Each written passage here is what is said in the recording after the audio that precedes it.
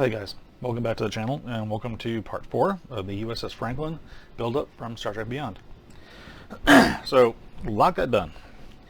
Let's start with the warp pylons.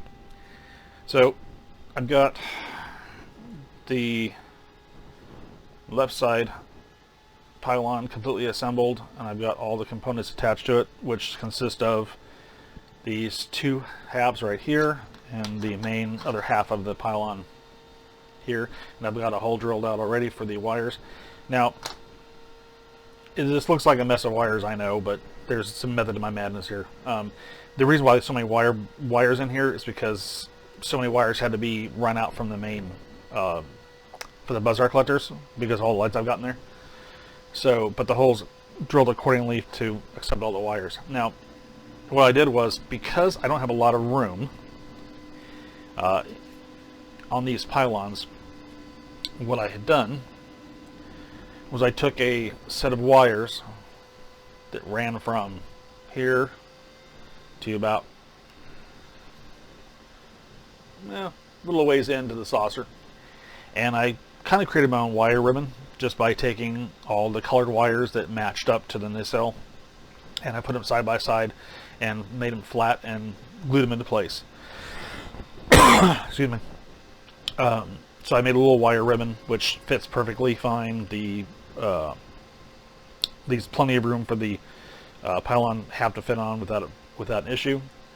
I've got a little bit of a stents coming up here to attach to the nacelle, and I got down here I went ahead and wired in and attached the extension leads, which will go down to the board, and that fits through just fine. And as you can see, I did the same thing on this side, and it fits just fine. So I did a little bit of a seam work on this, but not much. But overall, it came out really good. I like how this all came together here. I did add a little bit of styrene strips here and here because I kind of got a little overzealous with the filing down to accommodate for the wiring, and I went a little too far, and I didn't realize, being the complex geometry of this whole section, that I had gone too far until I put it all together, and I realized, oops, that's a little too much.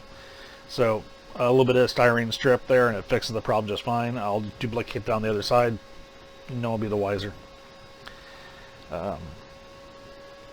But yeah, it's all come along really good. I have the adapter that I designed and 3D printed in here for the rod.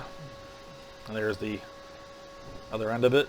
This basically slides right into that right there. And then into the base, which I'm still working on the base part yet. That's pretty much it for the main body. I got the nacelles put together, both of them. Got all the seam work taken care of. Came out really good. You can't even see there's a seam. There's a seam right here, but you can't even see it. And I'll kind of go over that in my next video as far as what I do for that. I don't do the traditional putty and sanding to do my seams anymore. I do another little trick which I learned from my 3D printing. I got the wires, cut the length coming out here to attach to the ones on the coming out of the pylon. That's taped inside there, so when I do the painting, I don't get paint on the inside.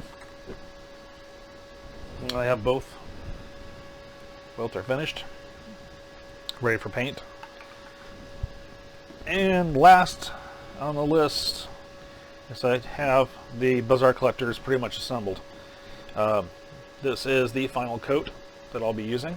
This is a folk art craft paint called Steel Gray, and it's what it calls for, and I do like it. For the fan blades on the inside, I actually sprayed them with the AK Extreme Metal stainless steel, and that came out really good, especially coming through the transparent yellow. And on the back clear, what I did was I wanted it frosted, but I didn't want it overly frosted, so I went ahead and I took a sanding sponge that I have, and I sanded down the inside piece as much as I could, and then I took some Future and brushed it on. And what the Future did was it kind of brought back some of the clarity a little bit. So it took away a little bit of the frosting, but it still left a little bit of like a haze, which is what I was kind of aiming for, was just a haze. Because right behind here is where the light's going to be. And then I also did the dome. I got that painted with a clear yellow by Tamiya and added in the insert piece, or the third fan that fits into the... I'm not sure if it's actually... I don't really think it's a fan. I think this is more or less just maybe just a piece that is supposed to be sitting there not moving. I'm pretty sure. But that's in there. And to fit it in there without using really too much glue is I took some canopy glue and I just glued the very edges right here on the outside, and just lightly put a little bit of glue on that, and that locked in just fine. And then basically it just fits on. See if I can attach it. Yeah. Now like so.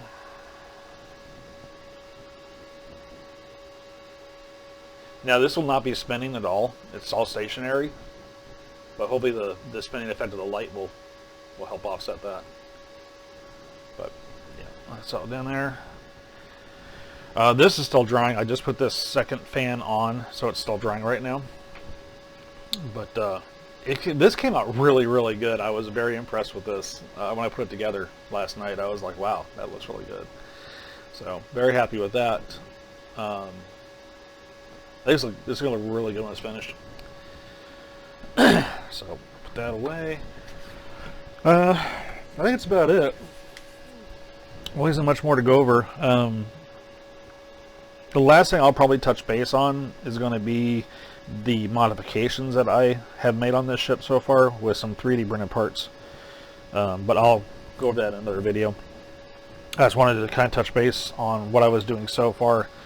And my next task is to get these parts here,